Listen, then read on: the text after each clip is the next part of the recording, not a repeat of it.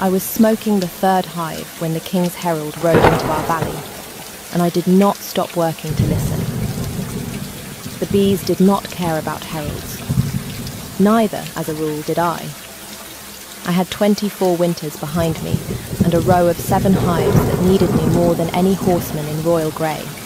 So I kept the bellows moving, slow puffs of cool smoke under the lid, while down the hill, the whole of Thornfell went quiet to hear what the crown wanted from us this season. Taxes, I assumed. It was usually taxes. It was not taxes. By order and in the name of His Majesty King Halvar of the Iron Territories, the herald called, and his voice carried up the slope clean as a struck bell. All unmated omegas of marriageable age are summoned to present themselves at the High Keep before the next full moon, that the king may look upon them and choose. I set the bellows down. I want to be honest about what happened next, because it is the part everyone argues over. I did not plan it. I did not stand on a barrel and make a speech. I simply heard the words that the king may look upon them and choose. The way a man chooses a ewe at market, and something in me that had spent 4 years being sensible came loose all at once. I laughed. Not a polite laugh, the real kind, the kind that bends you, that you cannot call back once it is out in the open air. It rolled down the hill into the silent square, and I heard it land in that silence like a stone through ice.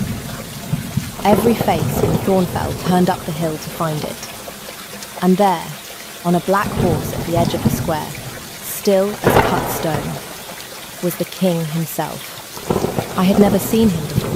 I knew him the way you know weather is coming, by how everything around him changed. The herald had gone the colour of tallow. The village elders had folded down into bows. Even the horse seemed to be apologising. And in the middle of all that fear sat a man who did not move at all, broad through the shoulder, dark hair pushed back, a face built for refusing things. He was looking up the hill, at me. I stopped laughing. I would like to tell you I held his eyes in noble defiance. What I actually did was pick the bellows back up and pretend to be very busy with a hive that did not need me, which is the village equivalent of putting your hands over your own eyes and trusting it works in both directions. It does not work in both directions. I learnt that at dawn. Someone reported it. Of course, someone reported it.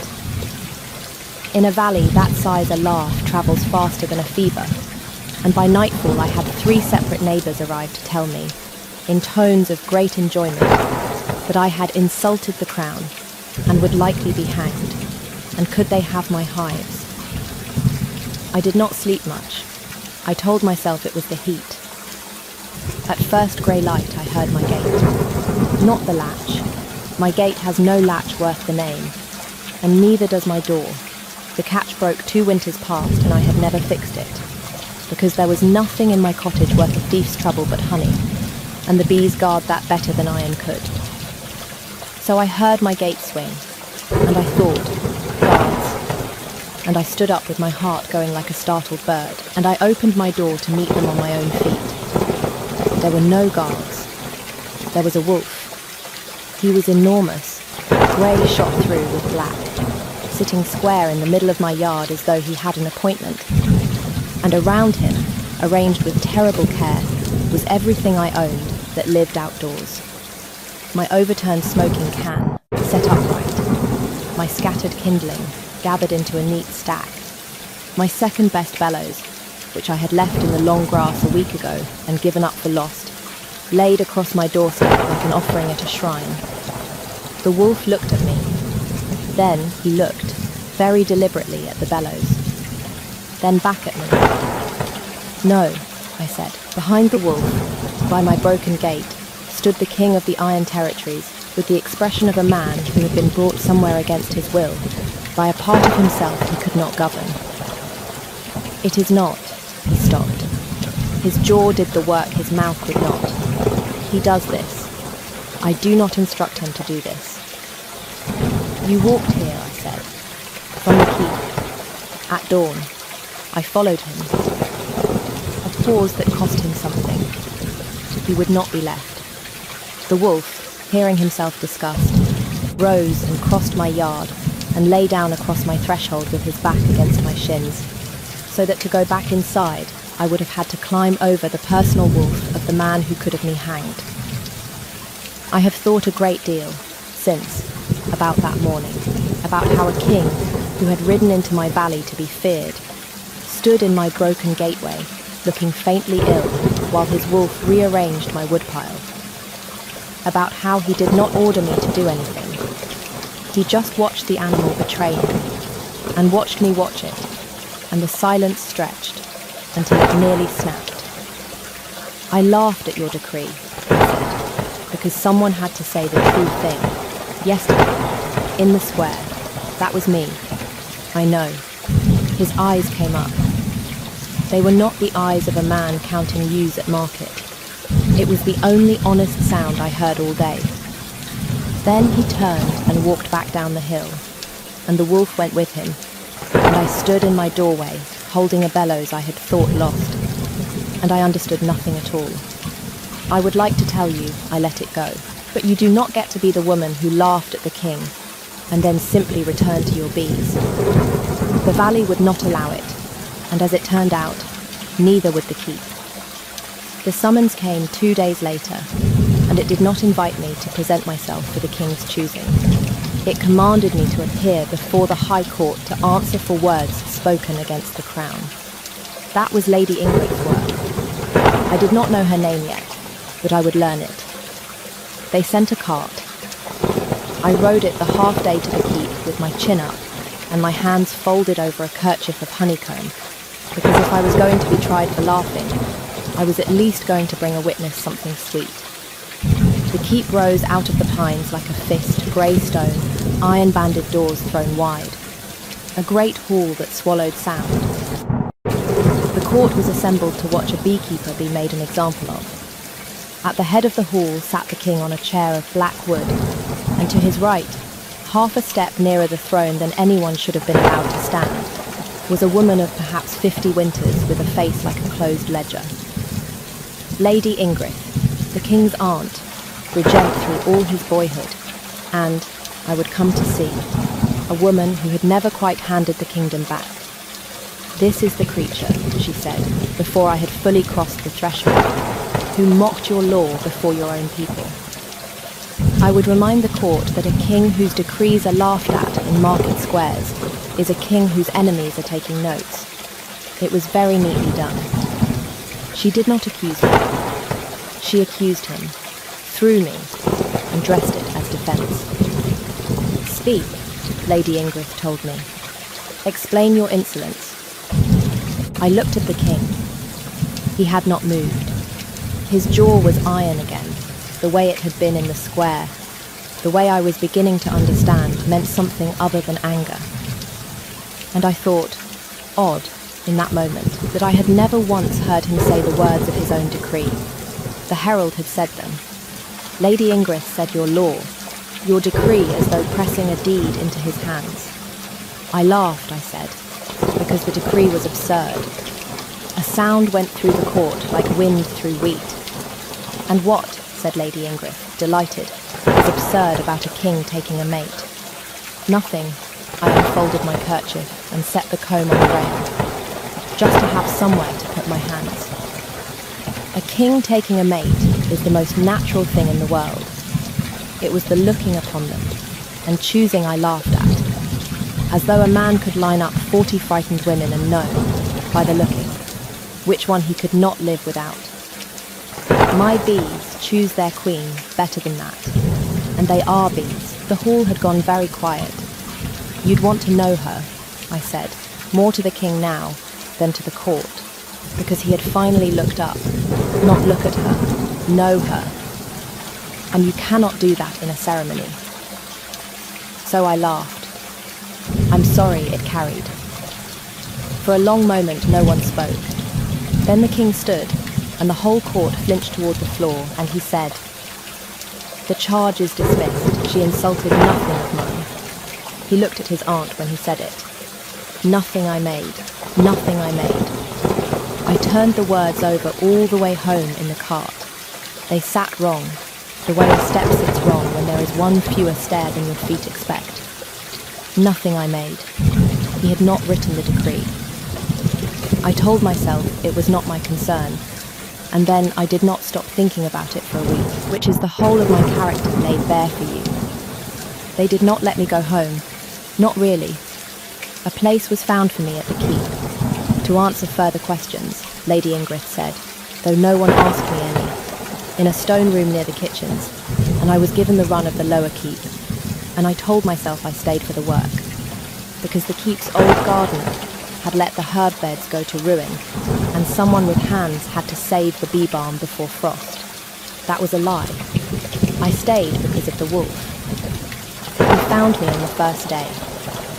I was kneeling in the ruined herb bed when he came around the wall and dropped, at my feet, a silver comb set with garnets, clearly costly, clearly someone's, and sat back, pleased with himself. That is not yours, I told him, and it is certainly not mine. It was, I learned within the hour, the betrothal gift Lady Ingrid had ordered, presented to a noble's daughter named Dagny, who had been brought to the keep to be the sensible choice. The choosing the decree had been built to deliver. The wolf had taken it off the gift table in the middle of the great hall, in front of the full court, and carried it the length of the keep to give to the woman repotting bee balm in the dirt. Dagny did not find this amusing. I would learn that too. But it was the king's face that stayed with me. He came striding after the wolf, mortified, and found the animal sitting at my knee with garnets in the grass between us, and he stopped. And for one unguarded breath, I watched the king of the Iron Territories look at his own wolf, the way you look at a friend who has just said aloud the thing you have spent years not saying. He keeps doing this, he said. Bringing women jewels, bringing you things. He crouched and gathered the comb, and his hands were not quite steady, and I noticed because noticing is the only weapon I have ever been good with. I will have it returned. I apologize. He does not.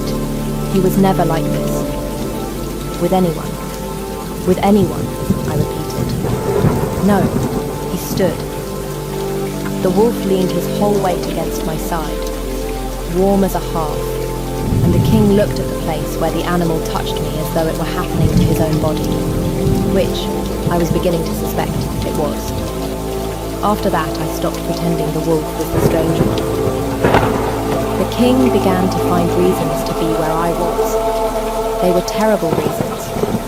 He inspected the herb beds, a thing no king has done in the history of kings. He asked me about honey with the grave focus of a man receiving battle reports. He sent his second, a broad, good, humoured warrior named Edric, to make certain the beekeeper has what she needs, and Edric arrived with an entire cart of supplies, and the expression of a man enjoying himself enormously at his king's expense. He's never like this, Edric told me cheerfully, unloading clay pots I had not asked for. You should have seen him try to mention you at council, got halfway through your name, and pretended to choke on his wine. The whole table watched their king invent a cough. You're enjoying this, I said. Madam, I have served that man through 2 wars and a winter siege, and I have never once seen him lose. I am enjoying it more than I can decently say. I laughed. It carried. Again, and from down the corridor I heard a door that had been closing stop closing, and stay open, and I did not let myself look to see whose hand was on it. I should tell you, before we go further, because what comes next is the night I stopped being able to lie to myself, that if a man losing every argument with a beekeeper is the sort of thing you would like more of, this channel is full of it. Subscribe and stay close. That is the only time I will ask. Now, the gallery, and the dark, and the question I should not have put to a king. The vulnerable part came on a night I did not plan for, which is how the true things always seem to arrive. I had taken to walking the upper gallery after dark, where the keep's narrow windows looked out over the black pines and a person could breathe. I thought I was alone. I was not.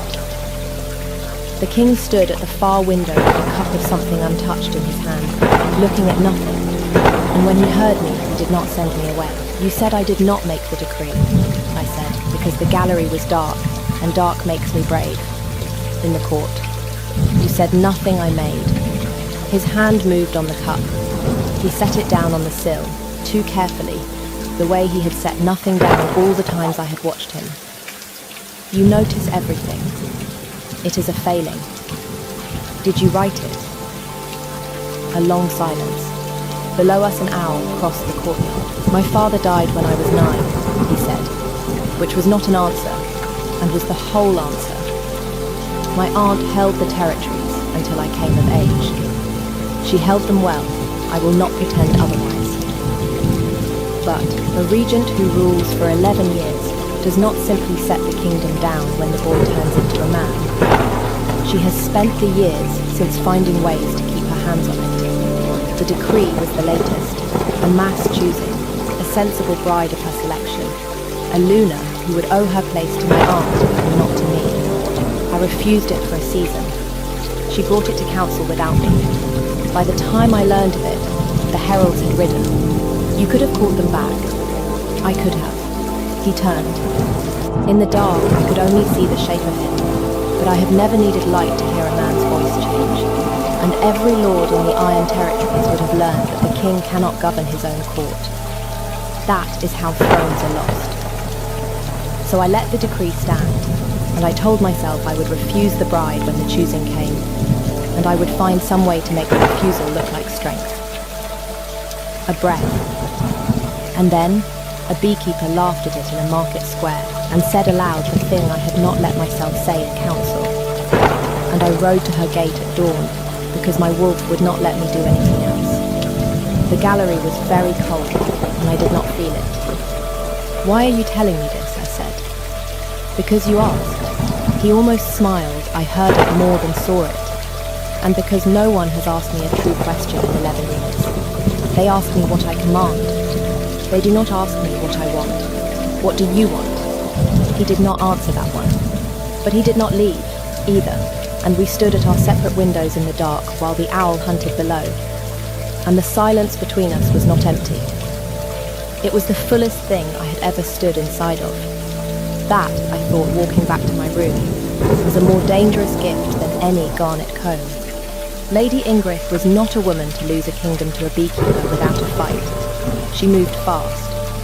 Within 3 days, the word through the keep was that the king's choosing would not wait for the full moon after all, but a binding betrothal between His Majesty and Lady Dagny would be sealed at the next council, by the old rite, witnessed and blood sworn, the kind that cannot be set aside once spoken. She had stopped trying to deliver a bride. She was going to nail one in place before the king could refuse, and use the rite itself as the lock. I knew it was aimed at me. So did everyone. Dagny made certain I knew. She found me in the herb garden the morning before the council, lovely and cold, and she did not raise her voice. You amuse him, she said. A man like that, raised to iron, with a clever, ragged little thing who says forbidden things in his halls. I understand it, but amusement is not a Luna.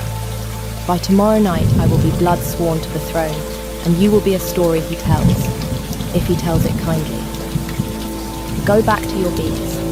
It is gentler than watching. It was, I will grant her, well aimed.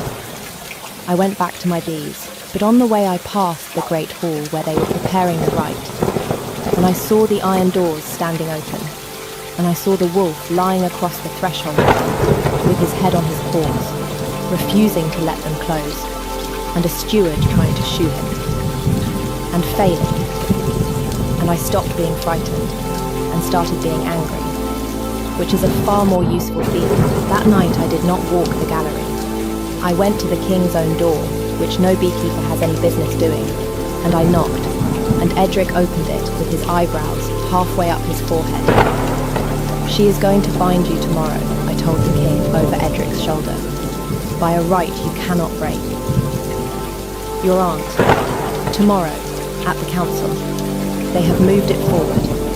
He was on his feet. How do you know this? Because Dagny told me to go home before I had to watch. I made myself meet his eyes. I am not telling you so you'll choose me. I am telling you because you said no one asks you what you want, and I think someone should make very sure you are allowed to answer before they swear it out of you in blood.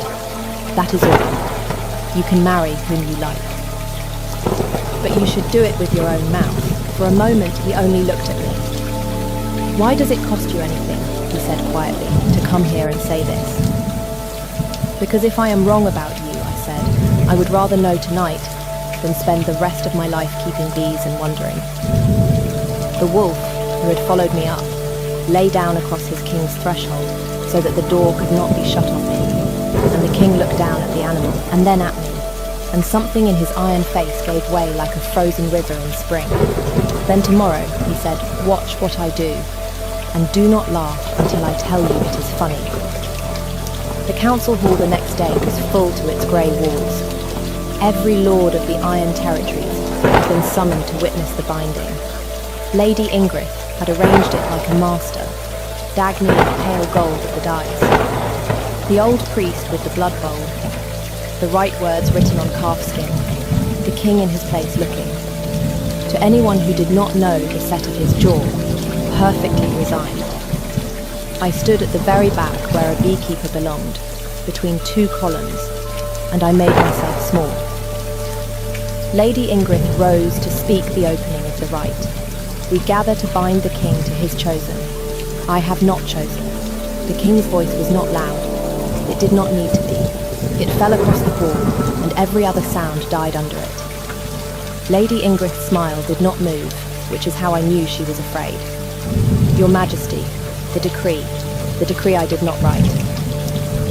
He stood, spoken in my name, by my heralds, without my hand. I let it stand, because I believed a king who could not master his own counsel would lose his crown. I was wrong. A king who lets others speak his vows in blood has already lost it.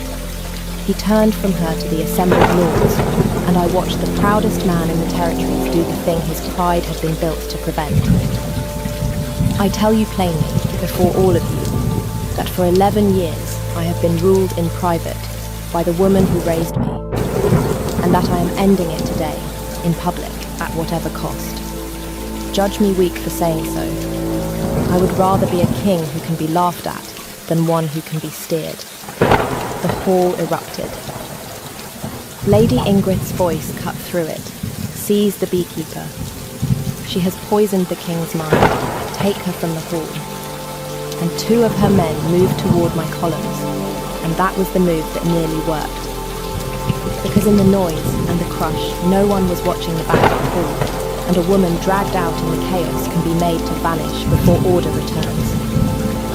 I gripped the iron rail of the gallery rails so hard, the cold of it bit into my palm, and broke the skin. And I did not let go, and I did not let them make me small. He did not choose me either, I called out, and my voice, bless it, came out steadier than I felt, and carried the way it always carries. Hear me. The king has chosen nothing. He has only refused to be chosen for.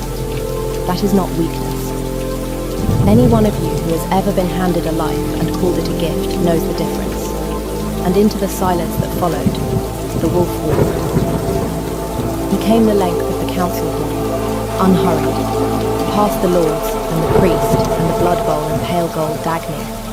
And he did not bow to the king, and he did not bow to the regent. He crossed to the back of the hall, to the ragged beekeeper, bleeding from one hand against the rail, and he lay down at my feet and put his great head against my knee. And he looked up at the whole assembled court of the Iron Territories, as if to say there, now you know. I have been telling you for weeks. The king came down from the dais. He crossed the hall on his own 2 feet, past everyone who outranked me, and he stopped in front of me. And he went down, not in a bow. A king does not bow, but he brought himself level. on one knee so that his eyes were under mine for the first time since a market square. "My wolf knew you," he said, before I had the sense to. "He has been trying to give you everything I own for a month, and I have been apologizing for him because I was too proud to admit he was right." He took my bleeding hand, the one that had gripped the iron, and turned it palm up between both of his. "Forgive him the comb. Forgive me the decree. I cannot offer you a choosing. I can only ask, with my own mouth, the way you said it should be done. Will you let me know you? The rest of my life. As long as that is. I have been asked since what I felt at that moment. And the truth is unromantic. I felt the cut in my palm, and the warmth of his hands around it, and a great roaring in my ears that I realized after a moment was the entire court of the Iron Territories trying to decide whether to be scandalized. "You'll have to fix my door first," I said. "The latch is broken. It has been broken for 2 years. If I am going to be a Luna, I will not have a door that does not catch." The thing his face had been trying not to do, all those weeks, it finally did it. He laughed. It carried. When he kissed me, it was not the gift. The gift was what broke open behind it. The 11 locked years and the cold gallery and the dawn at my gate all coming undone at once. And I understood that I had not been chosen at all. I had been recognized. There is a difference. I had told a whole court there was. Lady Ingrid did not vanish in a puff of smoke. Villains rarely do. They curdle slowly, in front of everyone. Stripped of her regent's seat by the king's own word, before witnesses, she was given a choice the rest of the court found very gentle, and she found unbearable. A quiet estate in the far west, an honourable income, and no voice. She took it because the alternative was a public trial for swearing a blood right in a king's name without his hand, which is its own kind of treason. She left within the month. Dagny, to her credit, left faster and married a kinder man inside the year, and sent us, eventually, a stiff but genuine letter of thanks for the comb she never had to wear. The fracture was real. For a season there were lords who muttered that a king who could be laughed at could be challenged, and one who tried, and lost, the way you lose to a man who has finally stopped being steered. The keep learned the new shape of things slowly. So did I. But this is where the wolf lives, so let me end there. 6 months on, it was full summer, and I had my hives in the keep's south garden, 7 of them, then 9. The valley's bees, brought up the hill in straw skeps by neighbours who now claimed they had always known I was destined for greatness, and could they visit the keep. The herb beds had come back riotous. Edric had taken to stealing honeycomb from the kitchens and blaming the wolf, who accepted the blame with great dignity, because it usually got him more honeycomb. And my door catches. He fixed it himself, the first week, with his own hands, and a great deal more cursing than the task required. The king of the Iron Territories on his knees, in a doorway fitting a latch, while his Luna held the lamp, and offered unhelpful advice. It catches now, clean, every time, which means that every evening, when he comes to find me, and he always comes to find me, he has to take the latch in his hand and lift it deliberately to come in. He could leave it open. I have told him he may leave it open. He never does. He likes, he says, to lift the latch each time, to choose the door every evening with his own hand, to be a man who is let in rather than a king who simply enters. The wolf, of course, does not bother with the latch. The wolf goes through the kitchen window like a scandal.